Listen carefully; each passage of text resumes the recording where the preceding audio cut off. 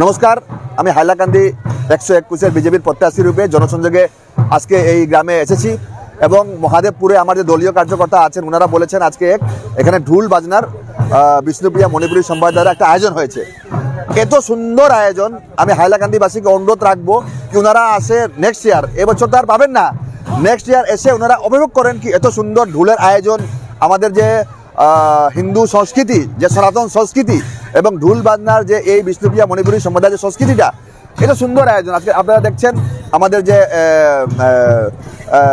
মহিলারা আছেন উনি দেশি সজ্জা, মণিপুরী সম্প্রদায়ের যে কালচারাল ড্রেস আছে ওটাকে পিন্দে মাথায় পাগড়ি নিয়ে আজকে ঢুল বাদন করছে। এবং মঞ্চে ডাইসে কে আছে? ডাইসে আছেন আমাদের দলীয় জেলা পরিষদের চেয়ারম্যান, আমাদের মণ্ডল সভাপতি এবং এই মহাদেবপুরের জনসাধারণগণ।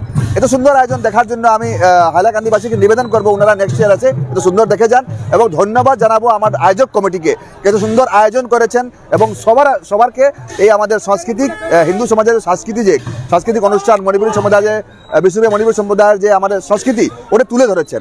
এবং এই সংস্কৃতি যদি আমরা বাঁচিয়ে রাখতে পারি তাহলে সনাতনকে আমরা বাঁচিয়ে রাখতে পারবো এবং এক স্টেপ আমরা আগ বাড়বো কি আমাদের ভারত উন্নতির পথে আগ বাড়ছে এবং সংস্কৃতি বাঁচে থাকবে। আমাদের যেহেতু ভারতীয় সংস্কৃতি আমাদের যদি বাঁচে থাকতে লাগে তাহলে এরকম সাংস্কৃতিক প্রোগ্রাম আমাদের বহুত জরুরি আছে আমাদের হিন্দুরার। এবং যে সম্প্রদায় যে আমার হিন্দুর সনাতন মান থাকেন না কেন ওনারা নিজের কালচারকে বাঁচা রাখার জন্য এরকম একটা প্রোগ্রাম সবার দরকার আছে এবং এই দরকারে আজকে আমরা উপভোগ করতে পারছি যে এত সুন্দর আয়োজন দেখেছি। এবং ধন্যবাদ জানাবো দলীয় কর্মী দাদা সবাইকে এত সুন্দর আয়োজন করেছেন।